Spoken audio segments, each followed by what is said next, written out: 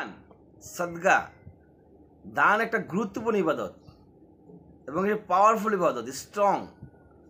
যত নফল ইবাদত আছে তার ভিতরে এই ইবাদতটা অন্যতম স্ট্রং একটি ইবাদত, খুবই শক্তিশালী, খুবই পাওয়ারফুল একটি ইবাদত।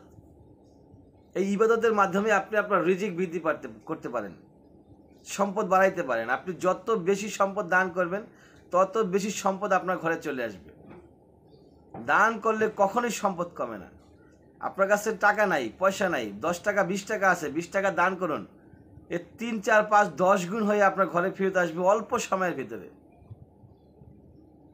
লক্ষ লক্ষ মানুষ এটা প্রমাণ পেয়েছে, যেই দান করছে সেই পাইছে। এমন কোনো মানুষ নাই যে দান করার পরে সে রিটার্ন পায় নাই।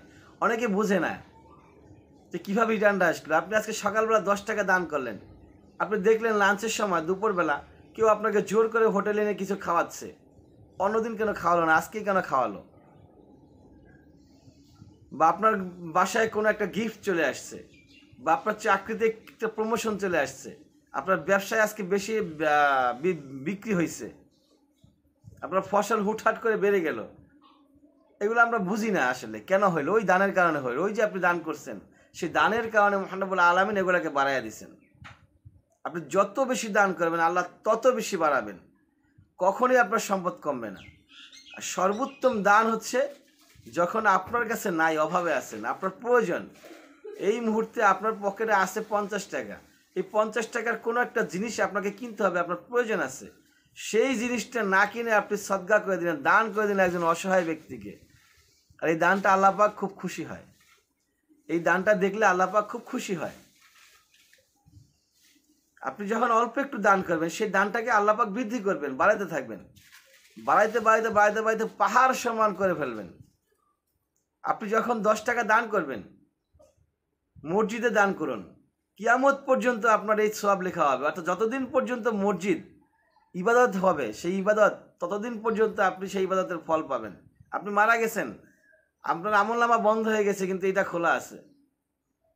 আপনি একটা গাছ লাগান, দুনিয়াতে একটা আম গাছ লাগালেন, আপনি মারা গেলেও ওই গাছ থেকে যত মানুষ ফল খাবে, আম খাবে, প্রত্যেকটা মানুষের জন্য আপনার আমলনামায় কিছু যোগ হয়ে যাবে। টিউবওয়েল স্থাপন করে দেন রাস্তার মাথায়, যেখান দিয়ে মানুষ চলাচল করে যেখান দিয়ে, সেখানে মানুষ চলাচল করবে, ওই টিউবওয়েল থেকে পানি পান করবে। আপনি মারা গেলেও আপনার নামে আমলনামায় নেকি যোগ হতে থাকবে ইনশাআল্লাহ তাআলা। এতিমখানায় দান করুন। এতিমখানার বাচ্চারা, একটা স্টুডেন্ট আপনার দানের টাকা খেয়ে সে লেখাপড়া করবে, কোরআনের হাফেজ হবে, আলেম হবে, মাওলানা হবে, মুফতি মুহাদ্দিস হবে, এবং সে ইসলাম প্রচার করবে, ইসলামের দাওয়াত দিবে। তার মাধ্যমে আরও লোক ইসলামের ছায়া চলে আসবে, দাওয়াত দিবে। এভাবে করতে করতে কিয়ামত পর্যন্ত যদি আপনার ওই অনুসারীরা থাকে, তাহলে কিয়ামত পর্যন্ত তারা যে সওয়াব ইনকাম করতেছে, সেই সওয়াবের কিছু একটা অংশ আপনি পেয়ে যাবেন। তাতে করে তাদের কমবে না, তাদের সওয়াব কিঞ্চিত পরিমাণও কমবে না, কিন্তু একটা অংশ আপনার আমলনামায় কিয়ামত পর্যন্ত যোগ হতে থাকবে। এটা ভাবা যায়? এটা কল্পনা করা যায়? একদিক দিয়ে আপনার রিজিক বাড়তেছে, আপনার সম্পদ বৃদ্ধি পাচ্ছে, আরেক দিক দিয়ে আপনার আমলনামা ভারী হচ্ছে, বেশি থেকে বেশি পরিমাণে ভারী হচ্ছে। তাহলে দানগুলো আমরা নিয়মিত চালানোর চেষ্টা করব। আর এই দানগুলো অবশ্যই আমরা বেশি থেকে বেশি পরিমাণে করব। মসজিদ, মাদ্রাসা, এতিমখানা, অসহায় কোনো ব্যক্তি যদি থাকে। আমাদের রাস্তাঘাটে আমরা দেখি কিছু বিজনেসম্যান আছে, মানে বিজনেস ভিক্ষুক।